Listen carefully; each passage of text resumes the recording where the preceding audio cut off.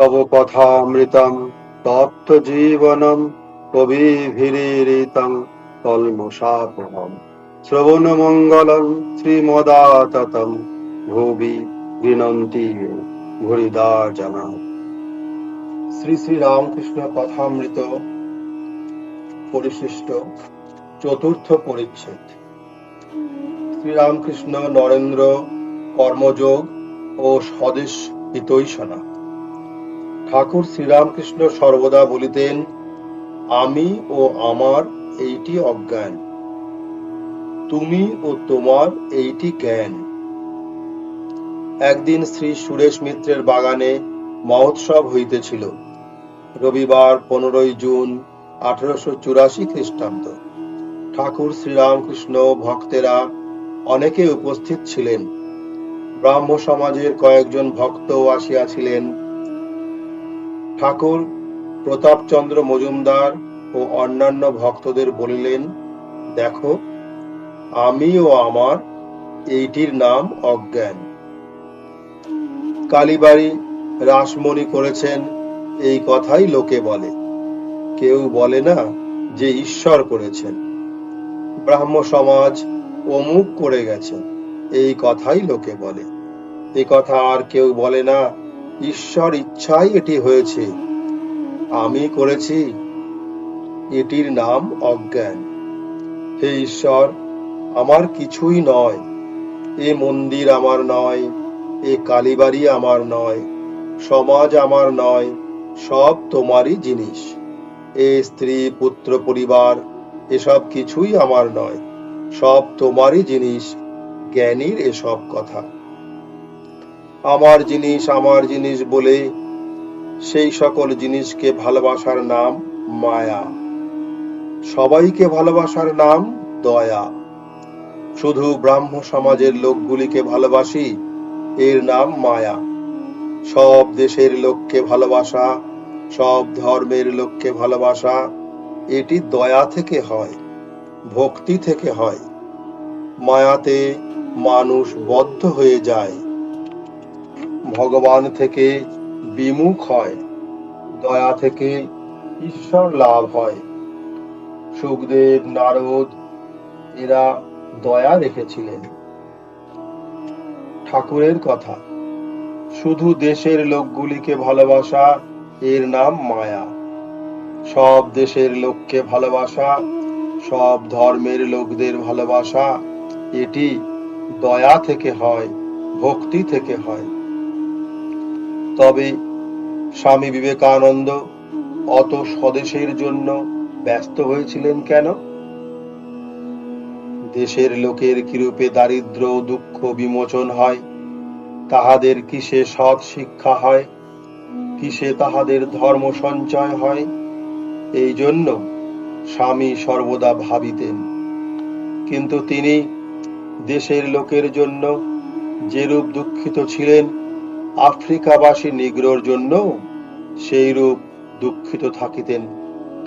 নিগ্রোকেও যেমন ভালোবাসা, স্বদেশবাসীকেও সেইরূপ ভালোবাসা, তবে তাহাদের সঙ্গে সর্বদাই থাকা, তাই তাহাদের সেবা আগে। ইহারি নাম অনাসক্ত হইয়া সেবা, ইহারি নাম কর্মযোগ। সকলেই কর্ম করে, কিন্তু কর্মযোগ বড় কঠিন। সব ত্যাগ করে অনেক দিন ধরিয়া নির্জনে ভগবানের ধ্যান চিন্তা না করিলে এরূপ স্বদেশের উপকার করা যায় না। আমার দেশ বলিয়া নয়, তাহা হইলে তো মায়া হইল। তোমার ঈশ্বরের এরা, তাই এদের সেবা করিব। তোমার আদেশ, তাই দেশের সেবা করিব। তোমারই এ কাজ, আমি তোমার দাস, তাই এই ব্রত পালন করিতেছি। সিদ্ধি হোক অসিদ্ধি হোক, সে তুমি জানো। আমার নামের জন্য নয়, এতে তোমার মহিমা প্রকাশ হইবে। ঠাকুর শ্রীরামকৃষ্ণ বলিতেন, অদ্বৈত জ্ঞান আঁচলে বাঁধিয়া যেখানে ইচ্ছা যাও। স্বামী বিবেকানন্দ অদ্বৈত জ্ঞান আঁচলে বাঁধিয়া কর্মক্ষেত্রে অবতরণ করিয়াছিলেন। সন্ন্যাসীর গৃহ, ধন, পরিজন, আত্মীয় কুটুম্ব, স্বদেশ বিদেশ আবার কি? যাজ্ঞবল্ক্য মৈত্রেয়ীকে বলিলেন, ঈশ্বরকে না জানলে এসব ধন বিদ্যা কি হবে? মৈত্রেয়ী, আগে তাকে জানো, তারপর অন্য কথা। স্বামী এইটি জগৎকে দেখাইলেন। তিনি যেন বলিলেন, হে জগৎবাসীগণ, আগে বিষয় ত্যাগ করিয়া নির্জনে ভগবানের আরাধনা করো, তাহার পর যাহা ইচ্ছা করো, কিছুতেই দোষ নাই। স্বদেশের সেবা করো, ইচ্ছা হয় কুটুম্ব পালন করো, কিছুতেই দোষ নাই। কেননা তুমি যখন বুঝিতেছ যে সর্বভূতে তিনি আছেন, তিনি ছাড়া কিছুই নাই, সংসার স্বদেশ তিনি ছাড়া নহে। ভগবানের সাক্ষাৎকারের পর দেখিবে তিনিই পরিপূর্ণ হইয়া রহিয়াছেন। বশিষ্ঠ দেব রামচন্দ্রকে বলিয়াছিলেন, রাম, তুমি যে সংসার ত্যাগ করিবে বলিতেছ, আমার সঙ্গে বিচার করো। যদি ঈশ্বর এ সংসার ছাড়া হন, তবে ত্যাগ করিও। রামচন্দ্র আত্মার সাক্ষাৎকার করিয়াছিলেন, তাই চুপ করিয়া রহিলেন। ঠাকুর শ্রীরামকৃষ্ণ বলিতেন, ছুরির ব্যবহার জানিয়া ছুরি হাতে করো। স্বামী বিবেকানন্দ যথার্থ কর্মযোগী কাহাকে বলে দেখাইলেন। দেশের কি উপকার করিবে? স্বামী জানিতেন যে দেশের দরিদ্রদের ধন দিয়া সাহায্য করা অপেক্ষা অনেক মহৎ কার্য আছে। ঈশ্বরকে জানাইয়া দেওয়া প্রধান কার্য, তৎপরে বিদ্যা দান, তাহার পরে জীবন দান, তাহার পরে অন্ন বস্ত্র দান। সংসারে দুঃখ তুমি কয়দিনের জন্য ঘুচাইবে? ঠাকুর শ্রীরামকৃষ্ণ কৃষ্ণদাস পালকে জিজ্ঞাসা করিলেন, আচ্ছা, জীবনের উদ্দেশ্য কি? শ্রীকৃষ্ণদাস পাল দক্ষিণেশ্বরে কালী মন্দিরে শ্রীরামকৃষ্ণকে দর্শন করিয়াছিলেন। কৃষ্ণদাস বলিলেন, আমার মতে জগতের উপকার করা, জগতের দুঃখ দূর করা। ঠাকুর বিরক্ত হইয়া বলিলেন, তোমার ওরূপ রাঁড়িপুতি বুদ্ধি। কেন? জগতের দুঃখ নাশ তুমি কি করিবে? জগৎ কি এতটুকু? রাঁড়িপুতি বুদ্ধি অর্থাৎ বিধবার ছেলের বুদ্ধি, হীন বুদ্ধি। কেননা সে ছেলে অনেক নীচ উপায়ে মানুষ হয়, পরের তোষামোদ করিয়া ইত্যাদি। জগৎ কি এতটুকু? বর্ষাকালে গঙ্গায় কাঁকড়া হয় জানো? এইরূপ অসংখ্য জগৎ আছে। এই জগতের পতি যিনি, তিনি সকলের খবর নিচ্ছেন। তাকে আগে জানা এই জীবনের উদ্দেশ্য, তারপর যা হয় করো। পঞ্চম পরিচ্ছেদ। শ্রীরামকৃষ্ণ, নরেন্দ্র, কেশব সেন ও সাকার পূজা। ঈশ্বর সাকার না নিরাকার? একদিন কেশবচন্দ্র সেন শিষ্যবৃন্দ লইয়া দক্ষিণেশ্বরে কালীবাড়িতে ঠাকুর শ্রীরামকৃষ্ণকে দর্শন করিতে গিয়াছিলেন। কেশবের সঙ্গে নিরাকার সম্বন্ধে অনেক কথা হইত। পরমহংসদেব তাহাকে বলিতেন, আমি মাটির বা পাথরের কালী মনে করি না, চিন্ময়ী কালী। যিনি ব্রহ্ম তিনিই কালী। যখন নিষ্ক্রিয় তখন ব্রহ্ম, যখন সৃষ্টি স্থিতি প্রলয় করেন, যখন সৃষ্টি স্থিতি প্রলয় করেন, তখন কালী, অর্থাৎ যিনি কালের সঙ্গে রমণ করেন। কাল অর্থাৎ ব্রহ্ম। তাহাদের নিম্নলিখিত কথাবার্তা একদিন হইতেছিল ঠাকুর কেশবের প্রতি। কি রকম জানো? যেন সচ্চিদানন্দ সমুদ্র, কুল কিনারা নাই। ভক্তিহীনে এই সমুদ্রের স্থানে স্থানে জল বরফ হয়ে যায়। স্থানে স্থানে জল বরফ আকারে জমাট বাঁধে, অর্থাৎ ভক্তের কাছে তিনি সাক্ষাৎ হয়ে কখনো সাকার রূপ হয়ে দেখা দেন।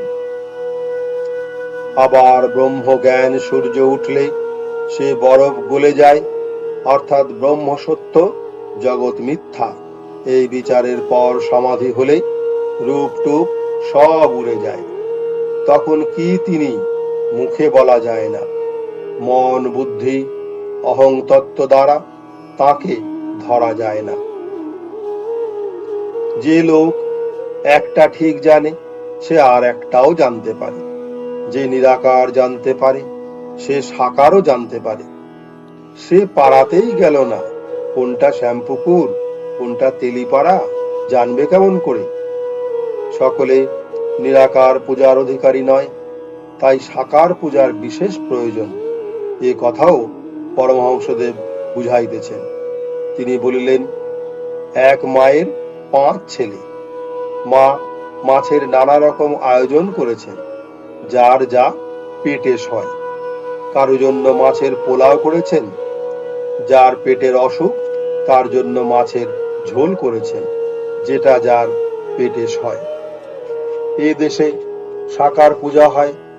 খ্রিস্টান মিশনারিরা আমেরিকা ও ইউরোপে এ দেশবাসীকে অসভ্য জাতি বলিয়া বর্ণনা করেন।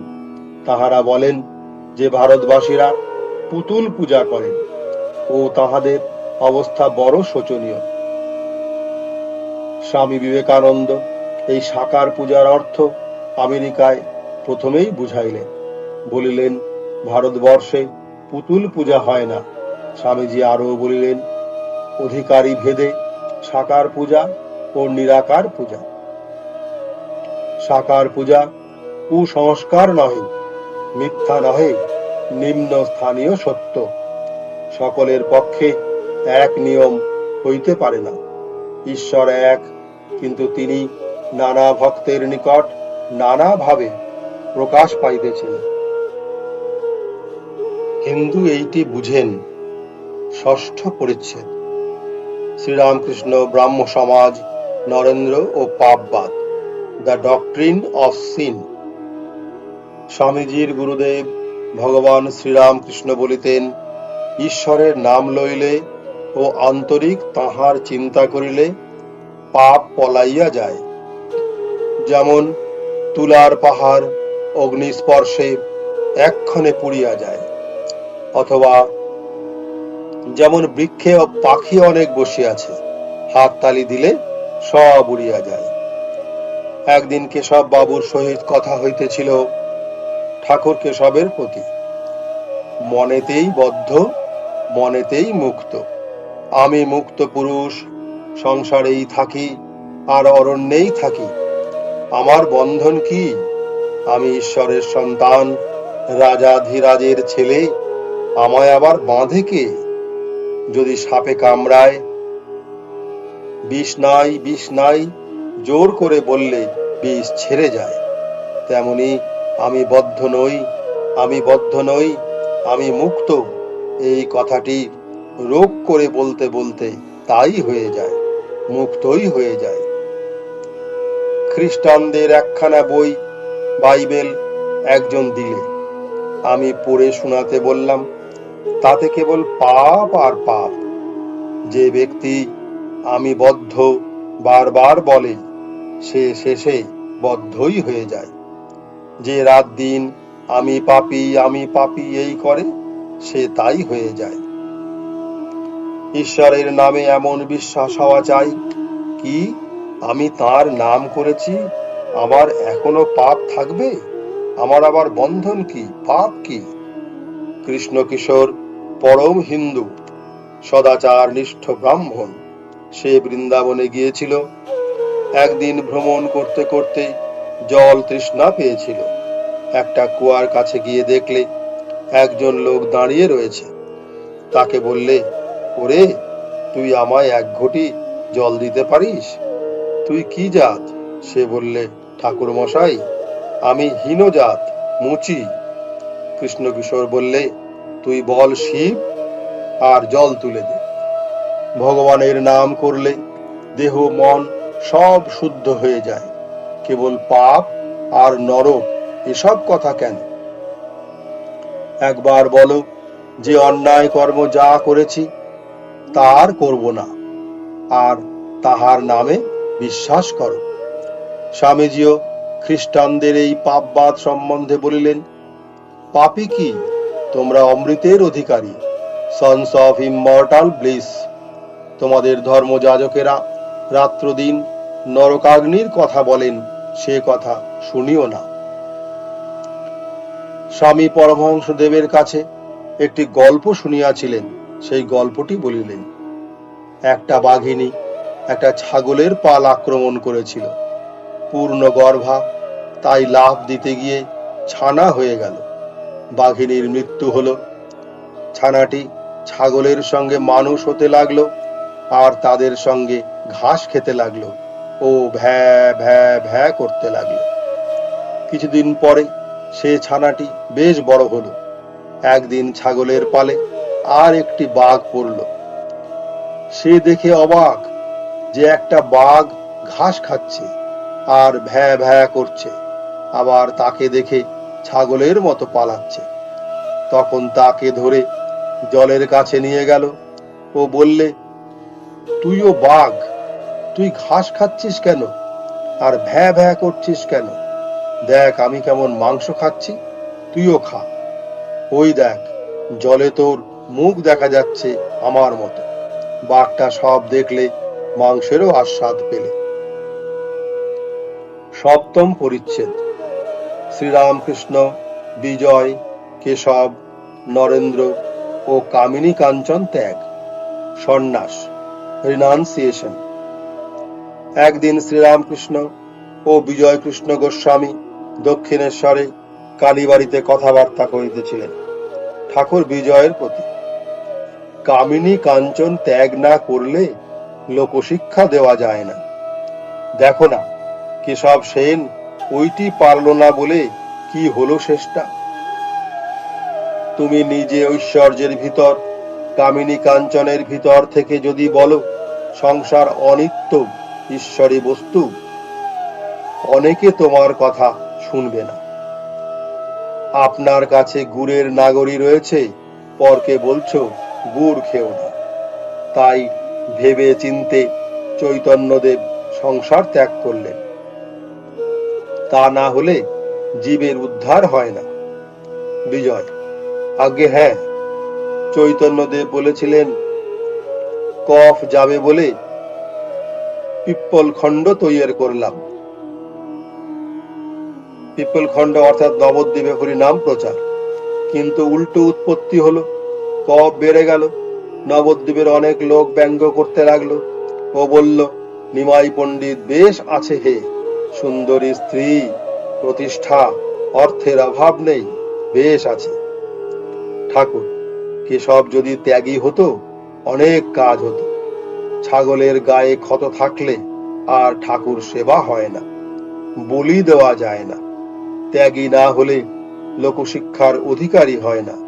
গৃহস্থ হলে কজন তার কথা শুনবে?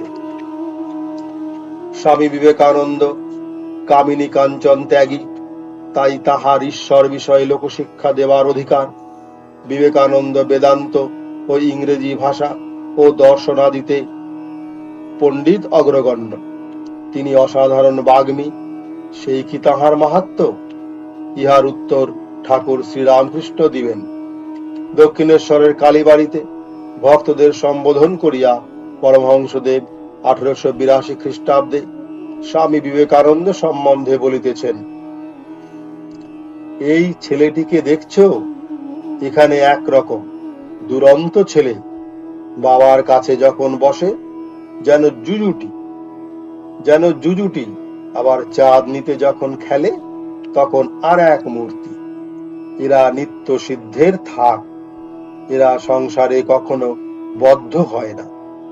একটু বয়স হলেই চৈতন্য হয় আর ভগবানের দিকে চলে যায়। এরা সংসারে আসে জীব শিক্ষার জন্য। এদের সংসারের বস্তু কিছু ভালো লাগে না। এরা কামিনী কাঞ্চনে কখনো আসক্ত হয় না। বেদে আছে হোমা পাখির কথা।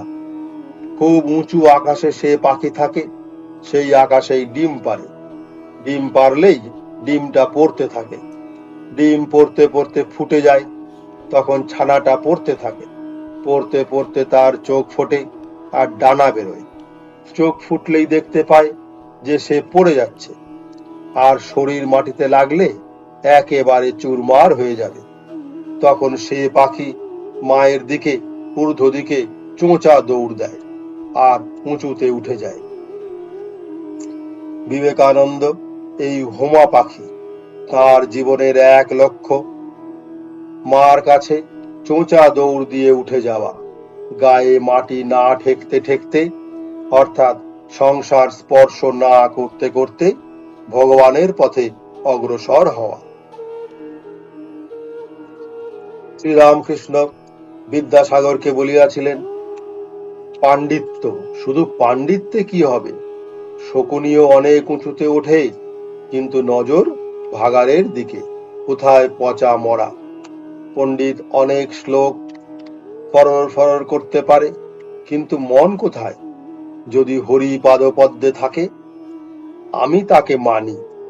যদি কামিনী কাঞ্চনে থাকে, তাহলে আমার খড়কুটো বোধ হয়। স্বামী বিবেকানন্দ শুধু পণ্ডিত নহেন, তিনি সাধু মহাপুরুষ। শুধু পাণ্ডিত্যের জন্য ইংরাজ ও আমেরিকাবাসীগণ ভৃত্যের ন্যায় তাহার সেবা করেন নাই। তাহারা বুঝিয়াছিলেন যে ইনি আর এক জাতীয় লোক। সম্মান, টাকা, ইন্দ্রিয় সুখ, পাণ্ডিত্য প্রভৃতি লইয়া লোকে রহিয়াছে, ইহার কিন্তু এক লক্ষ্য, ঈশ্বর লাভ। সন্ন্যাসীর গীতিতে তিনিই বলিয়াছিলেন, সন্ন্যাসী কামিনী কাঞ্চন ত্যাগ করিবে। আমেরিকায় তাহার প্রলোভন কম হয় নাই। একে জগৎব্যাপী প্রতিষ্ঠা, তাহাতে সর্বদাই পরমা সুন্দরী, উচ্চবংশীয়া, সুশিক্ষিতা মহিলাগণ আসিয়া আলাপ ও সেবা করিতেন। তাহার এত মোহিনী শক্তি যে তাহাদের মধ্যে অনেকে তাহাকে বিবাহ করিতে চাহিতেন। একজন অতি ধনাঢ্যের কন্যা সত্য সত্য একদিন আসিয়া তাহাকে বলিয়াছিলেন, স্বামী, আমার সর্বস্ব ও আমাকে আপনাকে সমর্পণ করিলাম। স্বামী তদুত্তরে বলিলেন, ভদ্রে, আমি সন্ন্যাসী, আমার বিবাহ করিতে নাই। সকল স্ত্রীলোক আমার মাতৃস্বরূপা। ধন্য বীর, তুমি গুরুদেবের উপযুক্ত শিষ্য। তোমার গাত্রে যথার্থই পৃথিবীর মৃত্তিকা স্পর্শ করে নাই। তোমার গাত্রে কামিনী কাঞ্চনের দাগটি পর্যন্ত লাগে নাই। তুমি প্রলোভনের রাজ্য হইতে পলায়ন করো নাই, তাহার মধ্যে থাকিয়া শ্রীনগরে বাস করিয়া ঈশ্বরের পথে অগ্রসর হইয়াছ। তুমি সামান্য জীবের ন্যায় দিন কাটাইতে চাহ নাই, তুমি দেব ভাবের জ্বলন্ত দৃষ্টান্ত রাখিয়া এ মর্তধাম ত্যাগ করিয়া গিয়াছ। জয় গুরু।